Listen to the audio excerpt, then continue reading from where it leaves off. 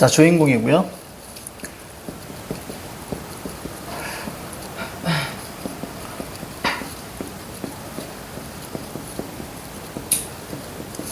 자, 이런 뜻입니다. 자, 이때 우리가 여러 가지 우리가 볼 건데, 이생규장전에서 우리가 봐야 되는 건 바로 이제 결연장애예요. 자, 남주가 있고요. 자, 그 다음에 자, 여주가 있습니다. 자, 이럴 경우에 이 둘이 자, 만남을 통해서 자, 가고 있는데, 이 만남은 사실 이제 자유연애입니다. 여기서는 이제 그 파트는 아닌데요. 자, 여기에 우리가 결연장애를 우리가 잡아내셔야 돼요. 자, 결연이라는 것은 뭐냐면, 자, 인연을 맺는 거예요. 이것에 장애 요소들이 등장하는데, 자, 세 가지만 기억하시면 됩니다. 자, 첫 번째 부모가 자, 방해하고요. 자, 두 번째는 자, 권력자가 방해하고요. 그 다음에 세 번째는 전쟁이거나 죽음이거나 운명입니다. 자, 그래서 여기서는 우리가 어떻게 나오냐면요. 부모, 전쟁, 죽음, 운명 이렇게 다 나와요. 이생규장전에서는. 그래서 여기는 3번 만나고 3번 이별하거든요. 그래서 그 파트를 우리가 잡아내는 게 좀 중요해. 자, 보자. 자, 먼저 첫 번째부터 우리가 한번 살펴볼 거예요. 즉, 세 번의 만남과 3번의 이별. 자, 이거 보십니다. 자, 밑에 보니까 이 작품은 이서생과 자, 한다름에 갈 거예요. 좀 긴데. 자, 한다름에 갈 겁니다. 자, 이 작품은 자, 이서생과 이생과 최여인의 사랑을 다룬 전기 소설입니다. 여기서의 전기라는 것은 기이한 이야기 이런 뜻이에요. 그러니까 이생이 귀신이랑 사랑하는 거예요. 지금 우리가 여기 들어와 있는 작품에는. 그래서 전기 소설입니다. 서사갈래로서 작품이 지니는 자, 특징, 자, 애정 소설인데요. 자, 볼까요? 자, 앞부분 줄거리부터 보겠습니다. 자, 송도, 자, 지금의 개성입니다. 개성. 자, 개성에 국학에 다니는 이서생 동그라미. 공부하러 가던 도중에 우연히 담 너머를 엿보다가, 이게 뭐죠? 바로 이제 제목과 관련된 거예요. 제가 담장을 엿보다 이런 얘기예요. 규장. 자, 우연히 담 너머를 엿보다가 시를 읊는 최여인 동그라미. 자, 최여인의 아름다움에 매혹된 이서생은 자, 그녀에게 시를 써서 담 너머로 보내고 어머나 낭만적이야. 이후 최여인으로부터 만나고 싶다는 편지를 받아요.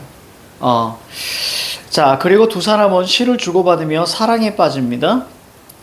자, 하지만 이들의 행동을 수상경, 이때 사랑에 빠진다고 여기다 밑줄 한번 쳐봐. 거기다 적어볼래요? 만남 1번. 만남 1번. 그러니까 자유연애죠. 그치? 만남 1번. 하지만 이들의 행동을 수상히 여긴 이서생의 빠더. 자, 빠더 세모 잡으세요. 그래서 밑에 첫 번째 시련이라고 되어 있잖아요. 바로 이제, 이게 이제 이 결연장애 요소죠. 그쵸? 결연장애 요소입니다. 아버지가, 부모가. 이서생을 지방으로 내려보내고 최여인은 상심 끝에 그만 병이라고 맙니다. 이때 지방으로 내려보낸다. 이별 1번. 지방으로 내려보낸다. 이별 1번.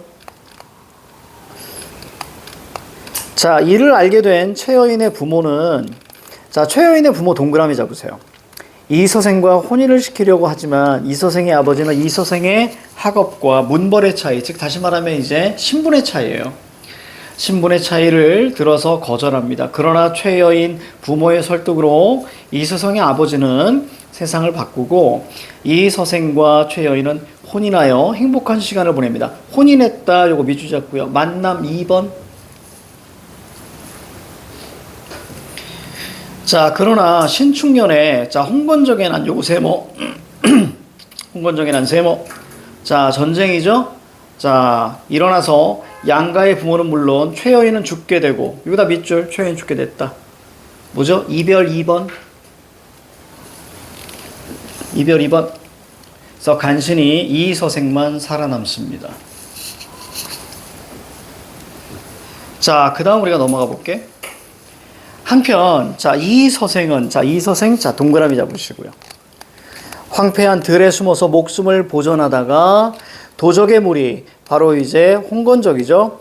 자, 홍건적이 떠났다는 소식을 듣고 이때 도적의 무리는 바로 이제 전쟁을 나타내는 거니까, 그지? 바로 결연 장애 요소죠. 장애 요소. 부모님이 살았던 자, 옛집 네모 잡으세요. 옛집을 찾아갔습니다. 그러나 집은 이미 전쟁에 타버리고 없었고 다시 어디로 갔어요? 아내의 집 갔습니다. 아내의 집 네모. 자, 여기가 중요합니다. 행랑채는부터 아주 중요한데, 행랑채는 쓸쓸하고 집 안에는 쥐들이 우글거리고 새들만 쥐적일 뿐이었다.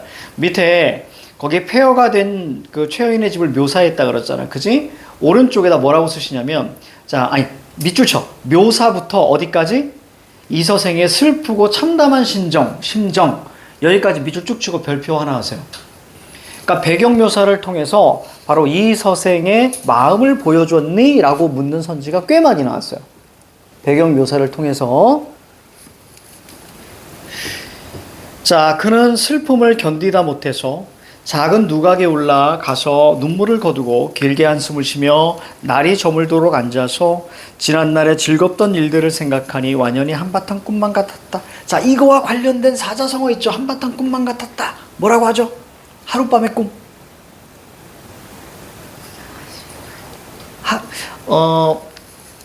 봄에 잠깐 자는 꿈. 일장춘몽. 그렇죠. 일장춘몽이라고 적으세요. 한바탕 꿈만 같았다. 밤이 됐습니다. 밤 네모. 그러니까 여기는 공간의 이동도 있고 시간의 이동도 있는 거예요. 그렇죠? 이 부분에 밤이 거의 되자 희미한 달빛이 들보를 비추는데 낭하에서 발자국 소리가 들립니다. 이렇게. 그 소리는 먼 데서 차차 가까이 다가왔습니다. 살펴보니 헐 대박, 아내가 거기 있었다. 이 아내 뭐죠? 귀신이에요. 죽었잖아요. 자, 그래서 밑에 최여인의 환신이 나타났습니다. 비현실적인 내용입니다. 밑줄 치세요. 전기적 요소입니다. 이 서생은, 자, 여기다 밑줄. 그녀가 이미 이승이 없는 사람을 알고 있었으나, 요거 밑줄 치세요. 일치 문제로 많이 나옵니다. 이미 알고 있었어요. 근데 사랑하는 마음에 반가움이 앞서 의심도 하지 않고 말했습니다. 그래서 거기 조그맣게 뭐라고 써 있어요? 알고 있었어. 그래서 비극적인 결말을 자, 예측할 수 있다, 이런 얘기죠. 근데 이게 좀 재밌는 게 뭐냐면, 이건 듣고 올리세요. 동양의 귀신과 서양의 귀신이 많이 달라요. 동양의 귀신 같은 경우는, 동양의 귀신은 살아있을 적의 모습으로 나타나요. 근데 서양의 귀신은 죽었을 때 모습으로 나타나요. 그러니까 서양 귀신이 좀 끔찍해요. 그러니까 만약에 목이 잘리잖아요. 목이 잘리면 서양 귀신은 목 없이 나타납니다. 그리고 목을 이렇게 옆에다 들고 나타나죠. 근데 동양 귀신은요, 그렇게 죽어도 살아있을 때 모습으로 나타나요. 그런 게 좀 있죠. 좀 있습니다. 자, 아니, 내가 이거 하면서 그런 생각이 부터 들더라고. 동양귀 서양 귀신의 차이가 있죠. 자, 그 다음 우리가 이어서 갈게요. 아니, 부인은 어디로 피란하여 목숨을 보존하였소? 자, 이렇게 묻습니다. 자, 먼저 오른쪽 볼게요. 자, 이 315페이지 구성상의 특징. 자, 전반부와 후반부인데요. 전반부는 살아있을 때고요. 후반부는 죽을 때예요. 죽은 다음이에요. 그래서 거기 자, 이서생과 최여인의 만남과 사랑에 대한 얘기입니다. 그래서 이별과 혼인으로 이어지는 현실 세계 이야기가 전반부. 그 다음에 후반부는 재회, 다시 만나죠. 귀신으로 다시 만나는 거예요. 그래서 재회, 이별, 이서생의 죽음으로 이어지는 비현실 세계의 이야기다. 그래서 밑에 뭘 기점으로? 홍건적의 난을 기점으로, 즉 삶과 죽음이죠. 홍건적의 난을 기점으로 전반부와 후반부로 나누어지는 자, 이중구조다. 이거 우리 체크해 주시고. 자, 밑줄 쭉 치셔야 됩니다. 가만히 있으면 안 돼요. 선생님 얘기하는 막 여기 안 써 있는데 내가 얘기하잖아. 그럼 무조건 다 쓸 생각하셔야 돼요. 그게 기본입니다. 그냥 눈으로 이렇게 보시면 까먹는단 말이에요. 자, 그 다음 우리가 넘어갈게요. 자, 내용상의 특징. 자, 여기 나와 있습니다. 역사적 사건의 반영. 홍건적의 난으로 고난을 겪었던 당대인의 삶이 드러납니다. 홍건적의 난은 실제 있었단 말이에요. 그래서 오른쪽에다 적으세요. 사실성. 진짜인 것처럼 믿게 만드는 거예요. 사실성. 자, 서사구조가 반복됩니다. 만남, 이별, 재회가 반복돼요. 몇 번 만난다고요? 세 번 만나. 지금 세 번째 만나는 거죠. 그 다음에 몇 번 이별해요? 세 번 이별해요. 그래서 이제 이별만 남았어요, 뒤쪽에. 자, 적극적인 성격의 인물. 자, 주인공들이 당대 유교적 관습에서 벗어나 사랑을 성취합니다. 특히 여기서 정말 적극적인 건 누구예요? 여자 주인공이죠? 늘 말씀드렸죠. 여자 주인공은 늘 적극적이라고요. 적어줄까? 능동적, 적극적, 주체적까지. 여자 주인공이 늘 그렇습니다. 그리고 둘은 늘 좀 이렇게 문벌의 차이가 좀 있어요. 그래서 보통 부모에 의해서 보통 이제 헤어지는 경우가 좀 많은 거죠. 자, 여인이 늘 적극적이다. 근데 그런 것 같아요. 여성이 적극적이면 웬만한 인연은 이어지는 것 같아요. 물론 그리고 나서 이제 그 남자의 어떤 그 성향이 중요한데 연인 관계에서도 그 어떤 권력 관계가 존재하거든요. 상하 관계가. 그래서 여자가 더 많이 좋아하면 많이 끌려다니는 그런 느낌인 거예요. 근데 남자가 많이 더 좋아하면 남자는 우선은 하인이 될 노비가 될 준비가 되어 있는 경우. 근데 남자가 많이 좋아한다고 해서 보통 인연이 맺어지는 건 그렇게 흔치 않아요. 근데 여자가 많이 좋아하면 좀 인연이 맺어지는 것 같더라고. 좀 그런 게 있는 것 같아. 자, 하나도 중요한 얘기는 아니고요. 중요한 건 사람에 따라 다르다. 사람에 따라 다르다. 아이, 고니가 내가 어제 아무 생각 없이 물어봤는데, 고니야, 너는 너 키 니네 반에서 어느 정도야? 제일 작대. 제일 작대라는 거야. 그래서 어떡하지? 이런 생각이 들어. 크겠지? 크겠지. 제일 작다는데. 작다는데. 이 나닮으면 안 되는데. 아이, 정말. 참, 버겁거든요. 키가 작으면 좀 버거운 일들이 좀 많아요. 생각보다. 그래서, 얘 좀 컸으면 좋겠는데. 아직은 제일 작대요.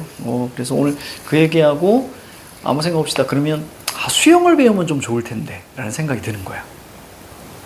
얘는 거의, 집에만 있어요. 운동하는 걸 별로 좋아하지 않아요. 그래서 집에만 있어서 나하고 좀 완전 정반대지. 선생님 운동하는 거 되게 좋아하는데 반대여서 고민했던 차에 한 6개월 동안 대기를 걸어놓은 그 수영 그 학원 있잖아. 그게 오늘 또 연락 온 거야, 공교롭게도. 그래서 다행이다. 그래서 수영을 하면 좀 이렇게 키가 크나? 근데 잠을 또 늦게 자. 서정아 몇 시에 잤니? 어렸을 때, 초등학교 때. 9시 반. 그래, 이렇게 일찍 자야 돼. 여러분들 그 뭐라고 하지? 그 성장 호르몬이 9시, 10시부터 새벽 1시까지만 나온대. 그래서 그게 깨어 있을 땐 안 나온대요. 근데 고님 되게 늦게 자고. 근데 이 얘기를 내 다른 애한테 물어보면 다른 아닌데 저 되게 늦게 잔대. 이러는데 얘가 180이야. 셀도 되게 일찍 잤거든. 왜냐면 우리 때는 더 일찍 잘 수밖에 없었지. 우리 때는 볼 것도 없잖아. 아무것도 없잖아. 그러니까 일찍 잤는데도 이래. 우유 많이 먹으면 키 큰데. 나 우유 매일 거의 한 1.5리터씩 계속 먹었어.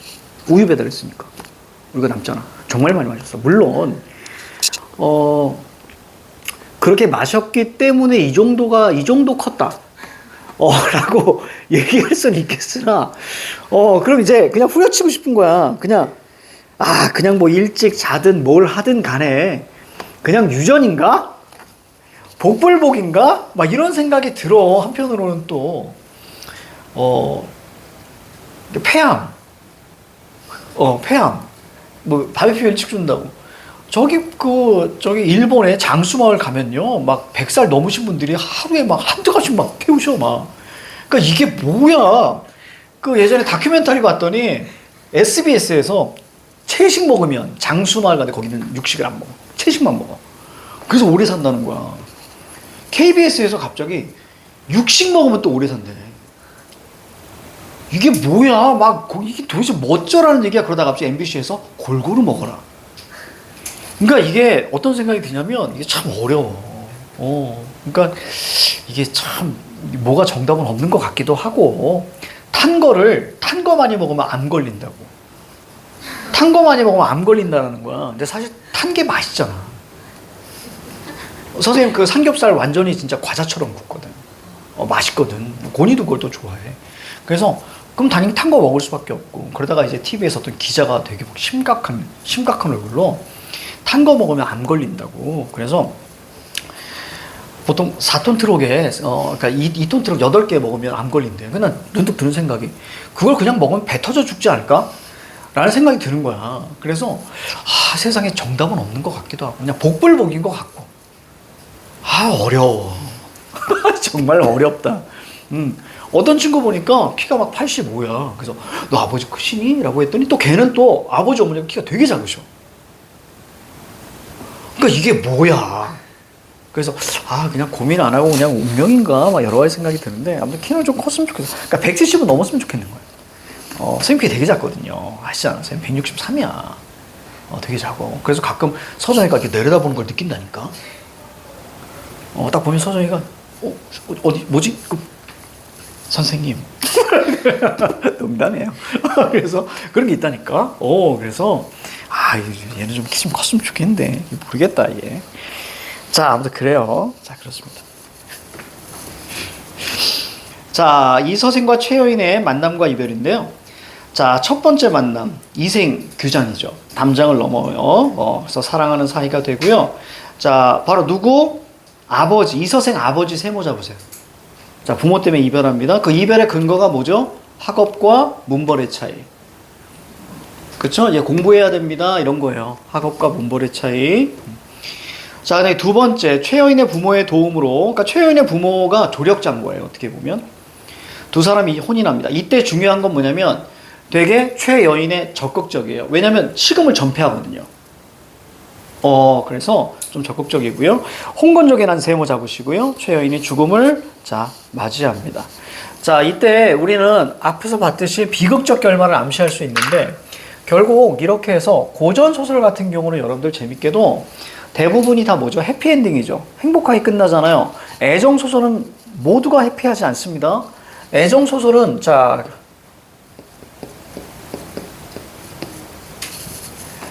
갈등의 해소가 있고요.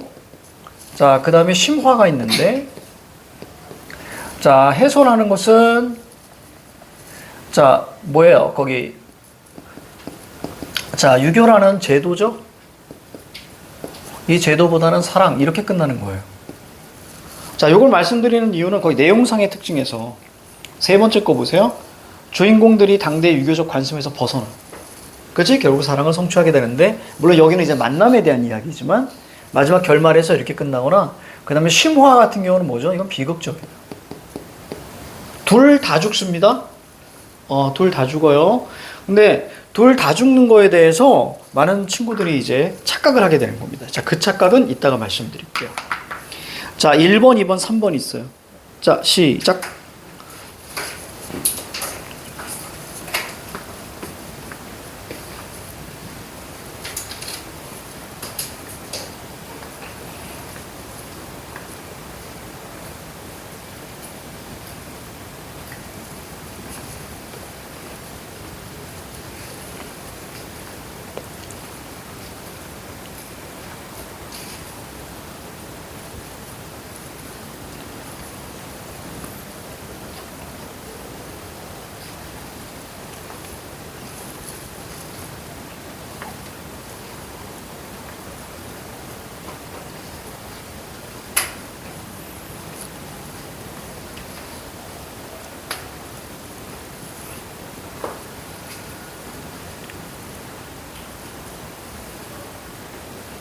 됐어요?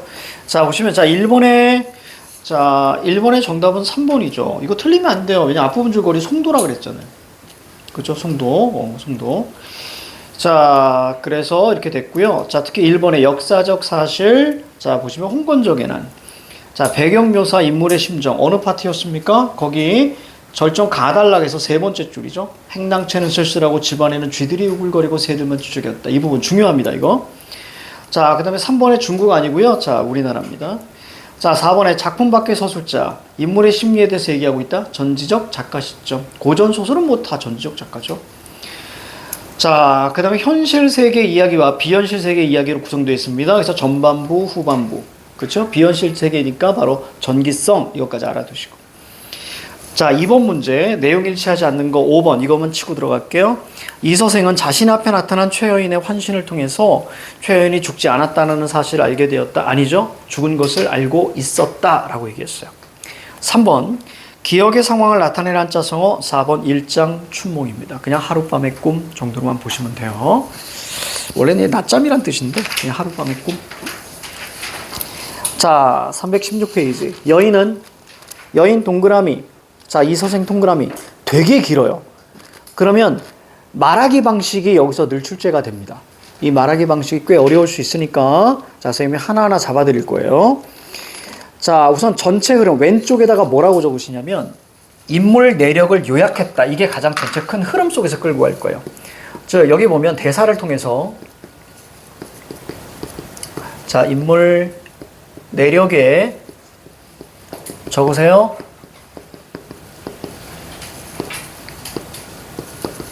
이게 가장 중요한 핵심입니다. 그러니까 이것은 대사를 통해서 인물의 내력, 어떻게 해왔는지 요약 앞쪽 제시가 나오고요. 그래서 중간중간에 자, 무엇을 표현했는지 그것들 잡아내야 돼. 대사가 되게 길어. 자, 갈게요. 그래서 뭐 이것저것 우리가 볼 겁니다. 뭐 비유 뭐 이런 것들 다 체크해 줘야 돼, 우리. 자, 여인 동그라미, 이서생 동그라미, 손을 잡고 한바탕 통곡하더니 곧 사정을 얘기했습니다. 저는 원래 양반 가문의 딸로서, 그러니까 좋은 집안의 딸로서 어릴 때부터 가정 교훈을 받아서 자수와 바느질에 힘을 썼고요. 시와 글씨와 예법을 배웠기 때문에 아녀자의 법도만 알았을 뿐 어찌 집 밖의 일을 알겠습니까? 이런 얘기입니다. 그러나 낭분께서 붉은 살구꽃이 피어있는 담 안을 엿보게 되자 이생규장. 됐죠? 이생규장. 만남의 시작이죠. 저는 스스로 몸을 바쳤으며 꽃 앞에서 한번 웃고 난 후 평생의 약속을 맺었고 집에서 거듭 만났을 때는 정이 100년을 넘쳤어요. 자, 흐름이 이렇게 되자 즉 사세라는 것은 일의 형세 뭐 이런 뜻이거든요. 일사자의 형세, 일의 형세가 그냥 일이 이렇게 되자 슬픔과 부끄러움을 참아 견딜 수 없었습니다. 장차 100년을 함께하려 하였는데 어찌 자 횡액세모. 이 횡액이 뭐냐면 여러분들 홍건적외난이에요. 홍건적외난. 액을 만나서 구렁에 넘어질 줄 알았겠습니까? 끝내 이리 같은 놈들의 홍건적이죠. 정조를 잃지는 않았지만 밑에 뭐라고 할래? 유교적이라고 쓰시고 몸뚱이는 진흙탕에서 찢김을 당하고 말았습니다. 죽음이죠. 그 죽음의 근거가 여기서 나옵니다. 진실로 자 운명이 그렇게 맞는 것입니다만 자 뭐죠? 운명이 만들었다. 자, 저 운명론적 세계관. 운명론적 세계관.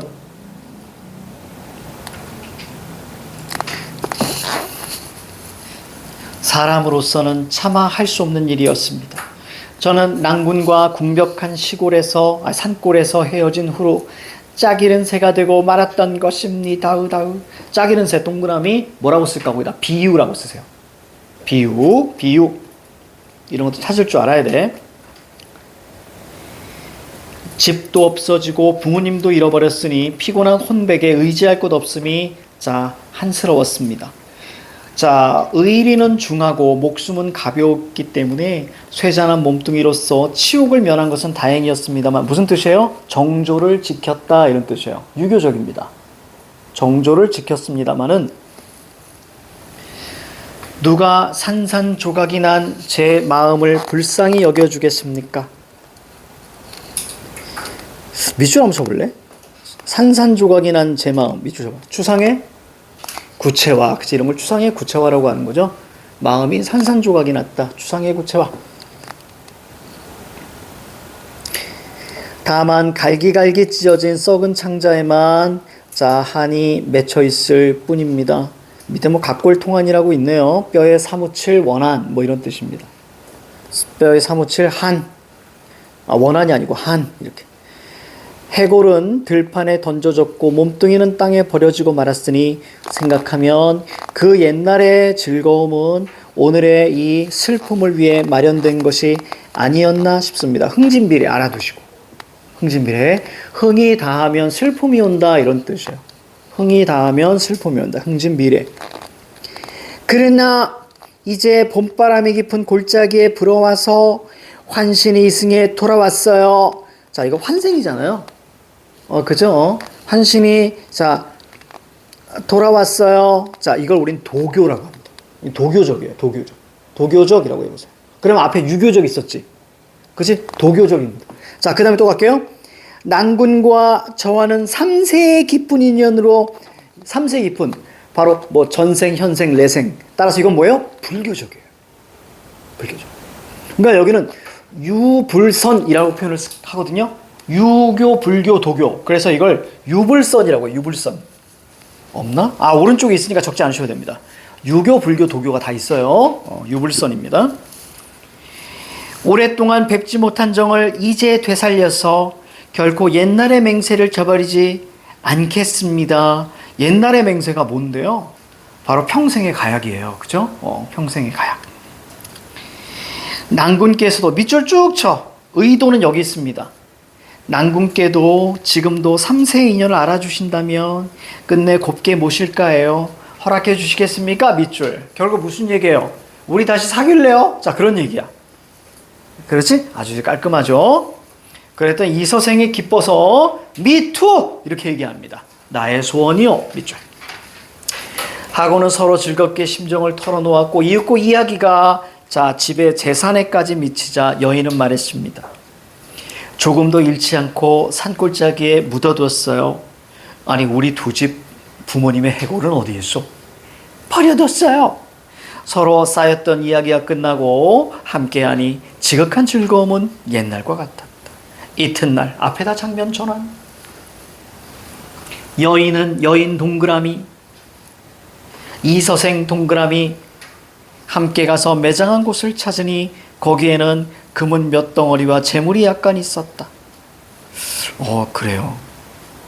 재물은 묻어두고 부모님은 버려뒀어요. 이게 뭐야? 자, 아무튼 어쨌거나 뭐 그럴 수도 있죠. 그들은 두 집 부모의 해고를 거두고 금과 은과 재물을 팔아서 각각 오관산 기슭에 합장하고는 나무를 세우고 제사를 지내서 모든 예절을 마쳤다. 뭐라고 쓸래요? 세 글자. 유교적. 그렇지.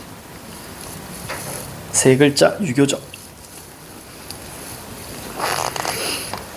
자, 그 다음 317페이지. 자, 작품에 나타난 사상적 배경 볼게요. 자, 유교. 바로 정절을 지키면 유교예요. 자, 그다음 불교 볼게요. 3세 인연 얘기 나오면 불교입니다. 그죠? 3세 인연이 나오면 불교고요. 자, 그다음에 도교 볼게요. 여인이 환생해요. 도교입니다. 알겠지? 도교.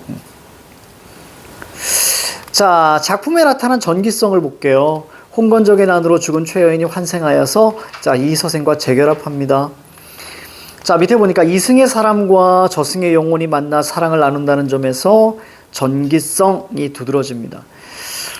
그래서 우리 학교에서 이렇게 얘기할 수도 있어요. 명혼 소설 이렇게 말씀하시기도 해요.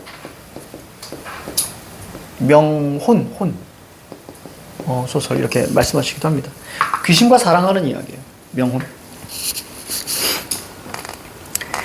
자, 그다음 남녀 간의 간절한 사랑을 강조해서 작품 전체의 신비한 분위기. 자, 최여인의 환생이 갖는 의미 갑니다. 볼게요. 비극적인 현실을 극복하고 이 서생과 최여인의 사랑을 다시 성취하기 위한 작가의 의도인데, 자, 밑줄 쭉 쳐요. 죽음도 갈라놓을 수 없는 사랑을 통해서 끊고, 밑줄 현실 세계에 대한 저항과 비판의식 드러냅니다. 그리고 특히 거기 현실 세계라고 돼 있잖아. 그치? 거기다 제도라고 쓰세요. 유교적 제도. 근데 이거는 이렇게 얘기할 수 있어요. 어떻게 얘기하냐면, 요걸 쓴 사람이 김시습입니다. 그래서 김시습의 금오 신화라는 한문 소설집 그 5편 중에서 한 편인 거예요. 나중에 여러분들이 봐야 되는 게 이생규장전이고, 그 다음에 만복사적보기 같이 봐야 돼요. 자, 그래서 금오 신화, 금오 다섯 개의 신화거든요. 중국의 전등 신화를 그렇게 좀 패러디했다라고 하기도 하는데, 김치슴은 언제 때 사람이냐면, 이 사람은 여러분들 세조와 단종의 사건이 있었던 그때, 그때 신하였어요. 그래서, 세조가 자신의 조카를 죽이고 세조 왕이 됐죠. 다시 수양대군이 자신의 조카를 죽이고 왕이 됐잖아요, 세조. 이게 자기는 인정을 못 하겠는 거예요. 받아들이지 못하겠는 거예요. 그래서 모든 걸 다 끊고 이제 금강산에 들어가서 이 소설을 썼다고 해요. 그래서 그거에 대한 저항이에요, 사실은. 이해가지? 그리고 그거에 대한 비판이에요. 하지만 마지막에 비극적으로 마무리될 수밖에 없는 건 이것은 작가의 체념이겠죠. 그치? 현실은 바뀌지 않더라.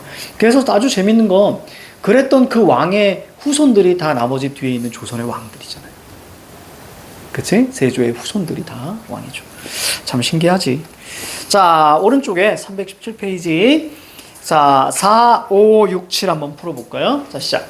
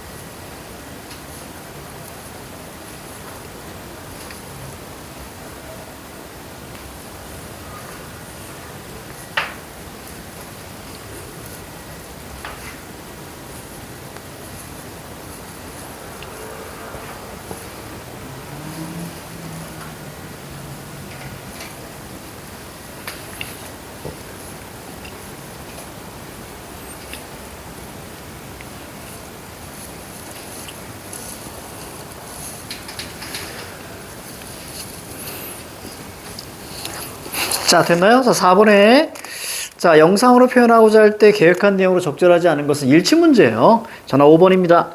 대화의 화제가 가산으로 넘어갈 때 망설이며 대답을 회피하는 이건 좀 그렇잖아. 그치? 뭐 훔친 것 같잖아. 그런 거 아니에요. 전화 5번입니다. 자, 5번의 정답은 환신. 이렇게 하시면 되겠고.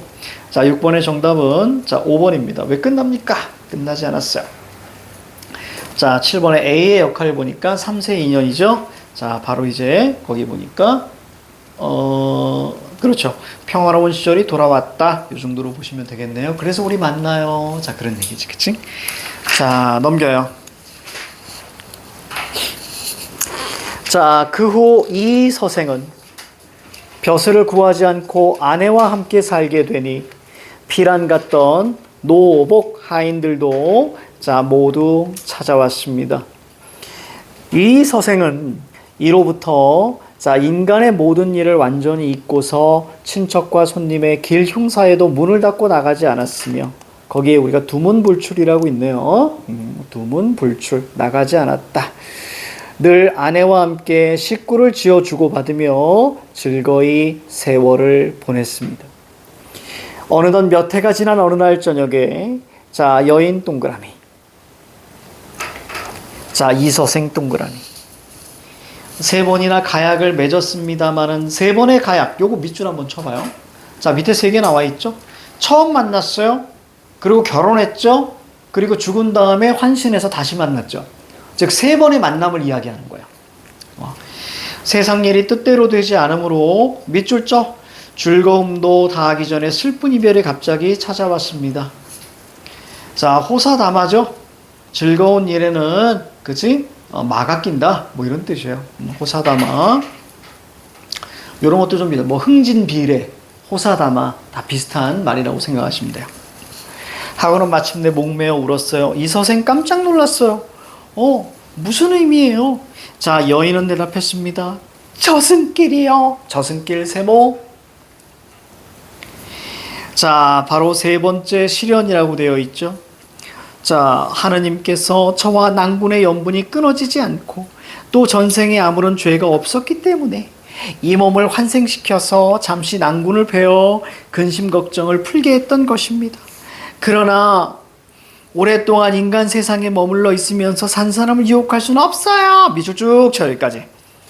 자, 그래서 밑에 뭐라고 했습니까? 이승과 저승의 세계는 자, 뚜렷하다. 거기도 우리가 밑줄 잡으시고요. 자, 그러니까 이것은 이제 헤어질 수밖에 없는 거예요. 자, 그래서 예전에 아주 그냥 단단한 문제에서 둘의 사랑이 식어서 헤어졌다 절대 아닙니다. 알겠죠? 바로 이런 걸 우린 저승의 법도라는 표현을 쓰는데요. 하더니 하인에게 명하여 술을 올리게 하고는 옥루춘 곡에 맞추어서 노래를 지어 부르면서 이서생의 술을 권했습니다. 자, 그럼 이 시에 대해서 한번 보도록 하죠. 갑자기 산문 속에 운문이 나왔기 때문에 이거에 대한 시적 기능을 우리가 알고 계셔야 됩니다. 그것은 안 적어도 돼요. 오른쪽에 나와 있으니까 볼게요. 도적대 밀려와서 처참한 싸움터에 몰죽음 당하니 원한도 짝이렇네. 거기 두 줄 묶어요. 두 줄 묶습니다. 자, 이렇게 적으세요. 압축 요약적 제시. 압축 요약적 제시. 압축 요약적 제시. 두 줄을 압축했습니다. 압축했으니까 당연히 요약이죠. 자, 원앙이라는 건 이서생과 최여인. 여기저기 흩어진 애골 그 누가 묻어주리 서리법이고요. 피투성이 그 영혼은 하소연도 할 곳 없네. 슬프다. 슬프다 물결. 자, 이런 거 우리 영탄 적어주라고 하지. 영탄적 정서의 직접 표현. 이렇게 영탄적 정서의 직접 표현. 영탄적 정서의 직접 표현. 슬프다. 이내 몸은 무산선녀가 될 수 있고, 적으세요. 고사. 고사라고 적으세요. 자, 고사. 요거 잠깐 볼까? 왼쪽에 보세요. 노래에 등장하는 무산선녀는 전국시대의 초나라, 자, 회왕의 일화와 관련이 있어. 이렇게 나와 있죠. 그 바로 이제, 고사를 그대로, 자, 가져왔구나. 라고 보시면 됩니다. 좀 더 읽어볼게. 회왕이 꿈속에서 무산의 여인과 놀고 다시 만날 것을 간청했대. 그러자 그 여인이 자신은 아침에는 구름이 되고 저녁에는 비가 되어서 항상 곁에 있을 것이에요. 이게 뭐야? 자, 이게 뭐야 이게? 자, 그 다음. 깨진 거울이 갈라지니 마음만 슬프네. 이로부터 작별하면 둘이 모두 아득하네. 저승과 이승 사이 소식조차 막히리라. 밑에 적으세요. 비극적 결말. 밑에 비극적 결말이라고 적어. 비극적 결말. 자, 오른쪽 봐요. 319페이지 봅니다. 작품에 나타난 전기소설의 특징인데요. 자, 거기 보시면 제자가인이라고 있어요. 재주가 많고요. 자, 그리고 아름다운 사람이에요. 자, 그러니까 이서생은 용모가 준수하며 재주가 뛰어나 최여인은 자수와 시문에 능했다 해서 이는 제자 가인형 인물이라고 어떻게 이야기하죠. 자, 그 다음 비현실적인 상황과 사건이고요. 자, 이거 한문소설이에요. 한문소설입니다. 알겠지? 알고 계셔야 돼. 국문소설 아니야. 한문소설이야. 그래서 한문 문체에 자, 미사여구를 사용해 서술했다. 자, 최여인이 이서생과 작별하여 이별과 죽음의 슬픔을, 자, 이거 뭐라고요? 한시예요. 그죠? 한시로 표현했다. 자, 삽입된 노래의 기능. 얘 별표. 자, 정서적 기능. 인물의 정서를 드러내. 당연하죠. 시니까 정서. 자, 그 다음에 인물의 심리와 상황에 대한 정서적, 똑같은 말이에요. 그죠? 정서. 그 다음에 세 번째, 압축적 이 말이 눈에 들어와야 되고요. 보통 이게 낭만, 보통 이제 좀 마음에 안 드는데, 아무튼 사랑 얘기는 낭만이 맞는데요. 또 이별을 할 때도 낭만적 이런 성격들이 나와요. 그래서 낭만, 이것도 이제 체크해 두시고. 자, 서사적 기능. 자, 이전에 일어난 사건을 압축적으로 보여줬습니다. 뭐였습니까? 홍건적의 난을, 자, 시처럼 이렇게 얘기했죠. 자, 그 다음에 전개될 것인지 암시. 그래서 마지막에 뭐라고 썼습니까? 비극적 결말. 맞습니까? 이승과 저승 사이 소식조차 막히리라. 이렇게 비극적 결말. 자, 그 다음에 서사적 전개 속에서 서정적 감증을 일으켜서 밑줄 쳐. 단조로움 탈피. 무슨 얘기냐면 산문 속에 운문이 있다 이런 얘기예요. 그러니까 당연히 단조롭죠. 산문 속의 운문, 단조로움.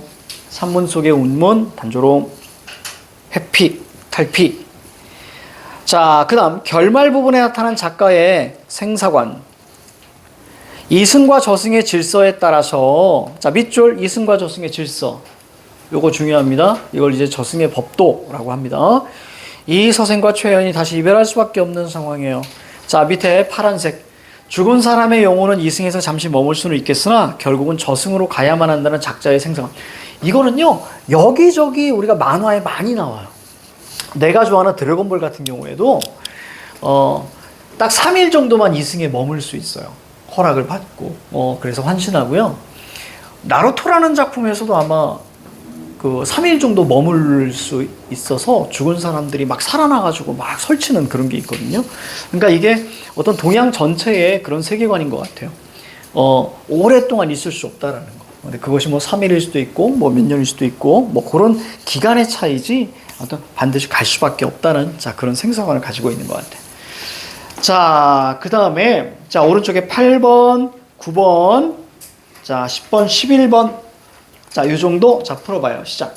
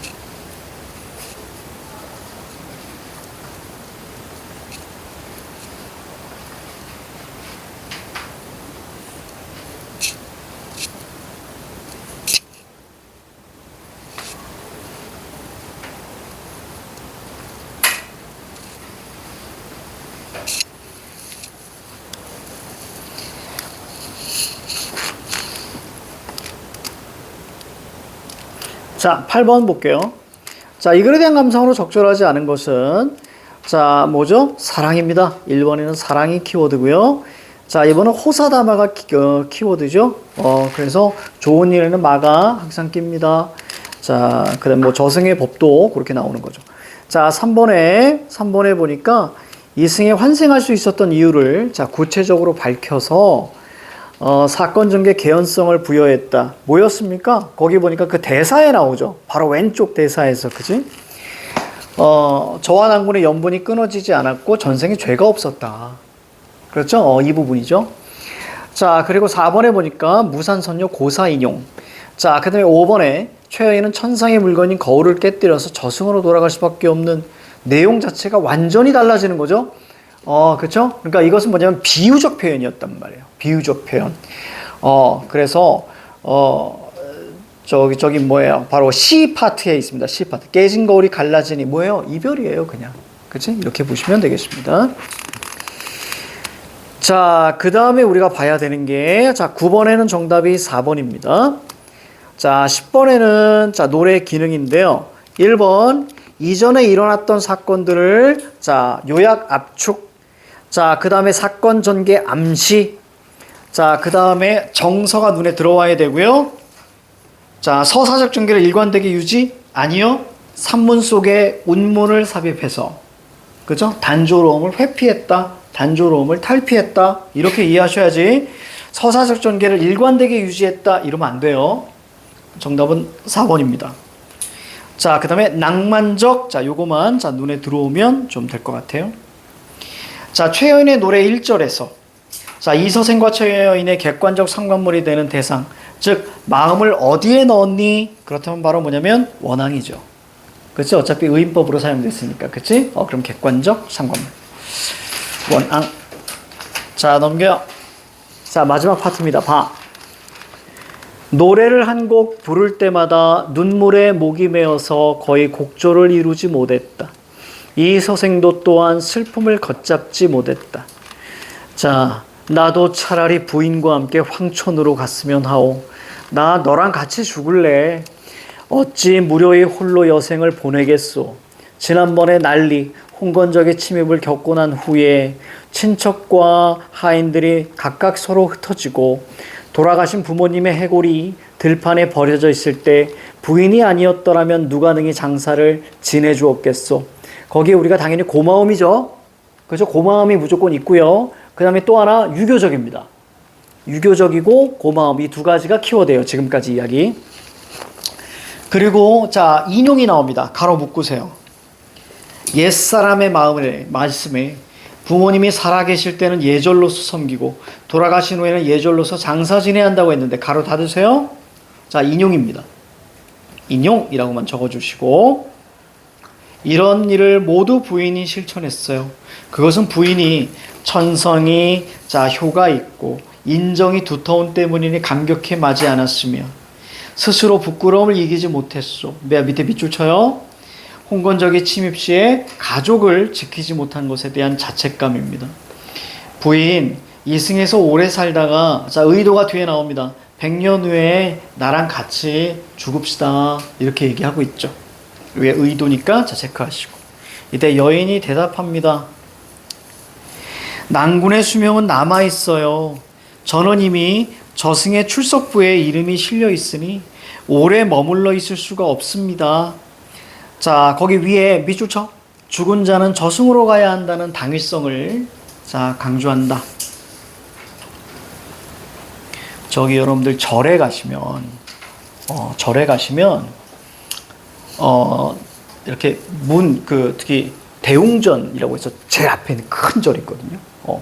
거기 문을 딱 넘어갈 때 문과 문 사이에 이렇게 보시면 여기에 뭐가 이렇게 조각이 돼 있어요. 신들이 조각돼 있거든요. 그게 이제 불교에서부터는 이제 맞나? 12지옥인가? 아무튼 거기를 이제 다스리는, 12지옥 다스리는 사람들이 나오는데, 거기서 염라대왕을 찾을 수가 있어요. 염라대왕이 가장 높은 왕은 아니에요, 사실은, 지옥에서. 내가 알기엔 6번째?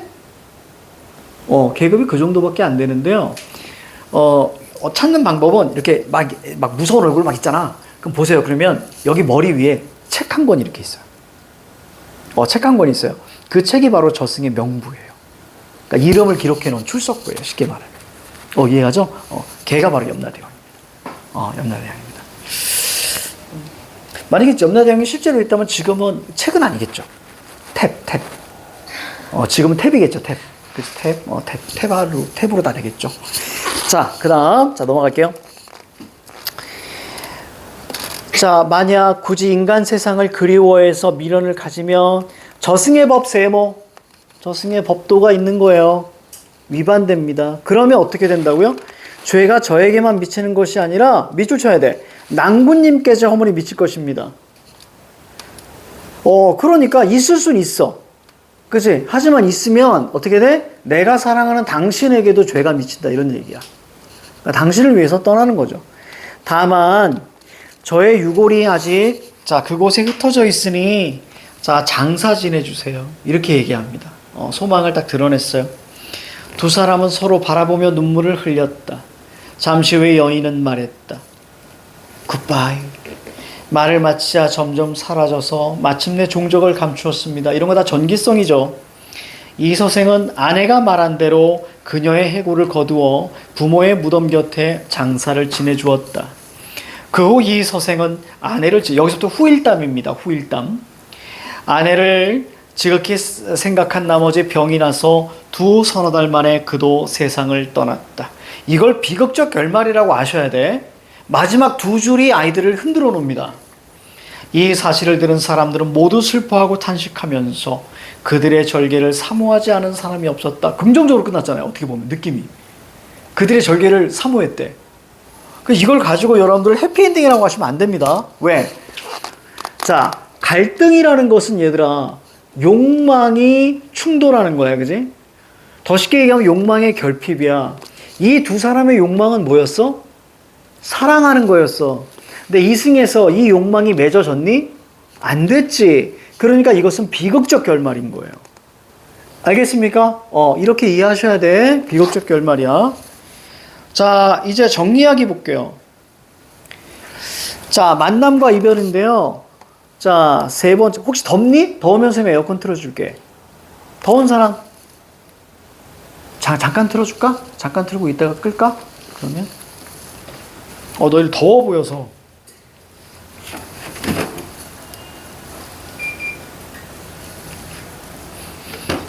우리 겨울 되면 저쪽에서 수업할 거예요. 저희가 더 따뜻해요. 따뜻해서 저쪽으로 겨울 왔다 갔다. 자, 그럼 거기 한번 보도록 하십시다. 자, 이서생과 최여인의 만남과 이별인데요. 거기 보시면 죽은 최여인이 환생해서 이서생과 못다한 사랑을 이룹니다. 세 번째 만남이었고요. 그 다음에 세 번째 이별이에요. 자, 저승의 법도, 자, 요것 때문에 최여인이 저승으로 돌아가요. 자, 만남과 이별이 반복되는 구성으로 등장인물이 느끼는 감정의 친밀도를 높이고 결말의 비극성을 자, 강조합니다. 자, 이서생과 최여인의 특징 볼게요. 이서생. 유교적 질서의 순응, 그러니까 유교적이다. 이것만 우리가 잡아내시고요. 자, 그 다음에, 그러니까 유교적 질서의 순응이니까 아버지의 뜻에 따라서 지방으로 가는 것도 그냥 가는 거예요. 순응하는 겁니다. 최여인의 혼백과 사랑을 나누고 이별한 후에는 병을 얻어서 세상을 떠날 정도로 자, 그녀를 매우 사랑했습니다. 최여인, 능동적, 적극적, 이게 눈에 들어와야 돼. 그지? 여자 주인공은 능동적, 적극적. 자, 그리고 유교적입니다. 절개를 지키려고. 그리고 의지적입니다. 자, 이서생을 위해 저승으로 돌아갈 정도로 자, 이서생을 깊이 사랑함. 왜요? 왜 이서생을 위한 거예요? 오래 머물러 있으면 죄가 누구한테도 간다고요? 이서생한테도 간다고요. 그 죄가. 그래서 이서생을 위해서 떠나는 거예요. 자, 작품의 소설적 특징. 이서생과 최여인의 심리가 구체적이고 섬세합니다. 이서생과 최여인이 봉건적 질서, 세모, 전쟁, 세모, 자신들의 닥친 시련에 순응하지 않고 극복하기 위해서 노력합니다. 자, 그래서 밑에 자아와 세계의 갈등, 이게 바로 소설의 본질이에요. 그렇죠? 그냥 인물과 세계의 갈등한다. 자, 12, 너무 춥니?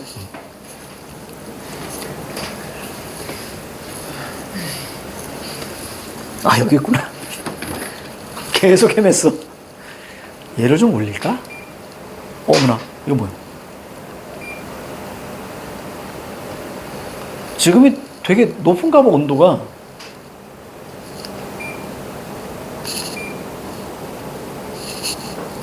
바람 안 가지.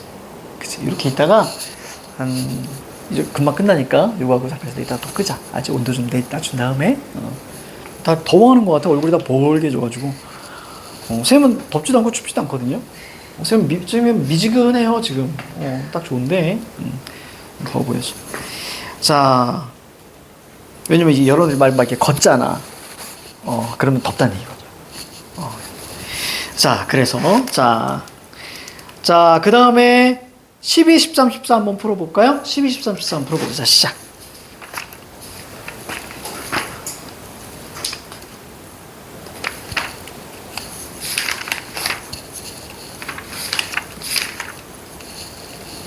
시존의 표현도 있네, 뒤에.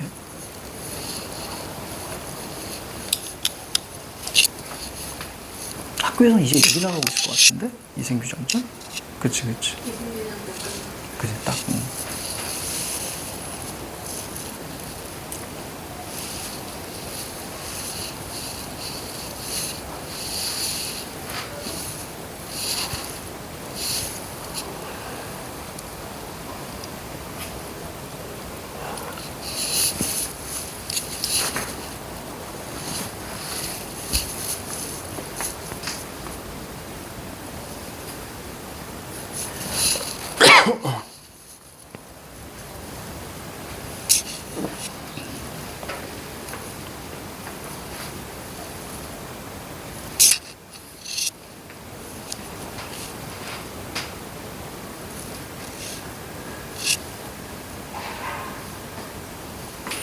자, 12번에 자, 정답은 4번입니다.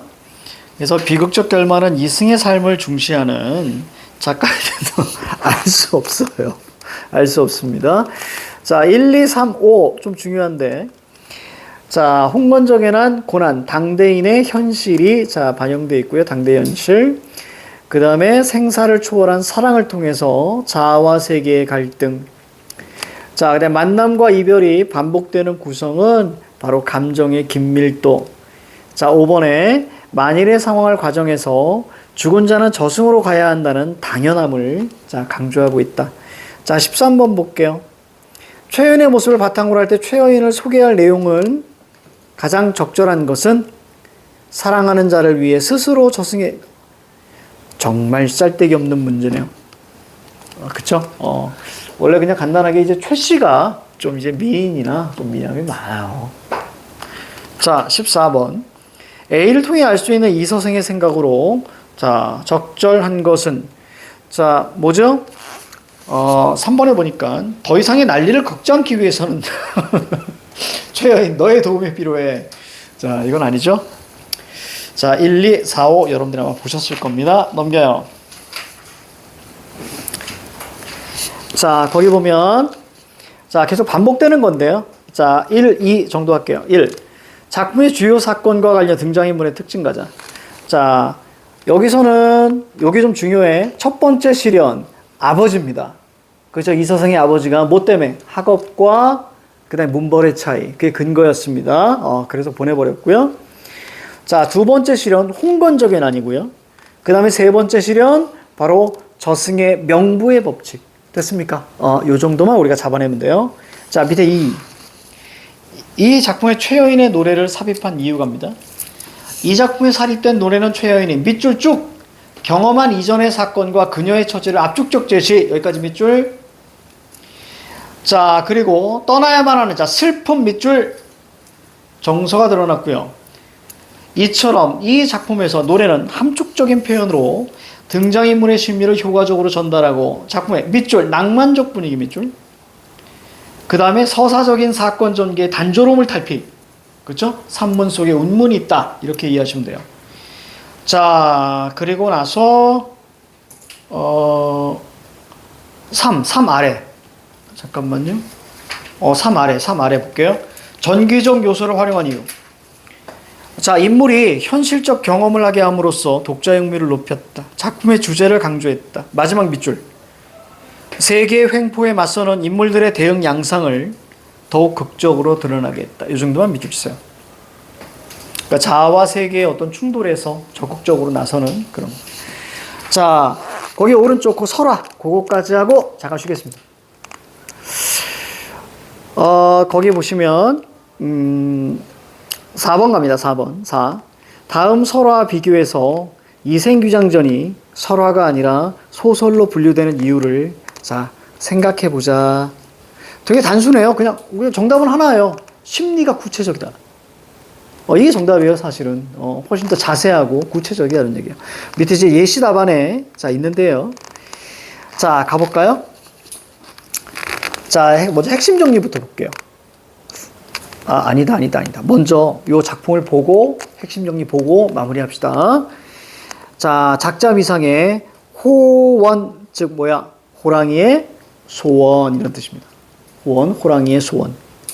신라 풍속의 매년 2월 8일에서부터 15일에 이르기까지 도읍의 남녀들이 다투어 자, 홍윤사의 탑을 도는 자, 어떤 복회를 열었습니다. 복을 비는 모임을 열었습니다. 원성왕 때 김현 동그라미 김현이라는 낭군이 있었는데 밤늦도록 혼자 쉬지 않고 돌았어요. 이때 한 여자 동그라미 따라 돌았는데 현이 드디어 정을 통하여 그 여자를 자, 따라갔습니다. 여자가 말하기를 제가 내일 성내에 들어가서 해로운 일을 할 건데요. 왕은 반드시 좋은 벼슬을 걸고 사람들을 모아서 나를 잡으려고 할 거예요. 밑줄 쭉!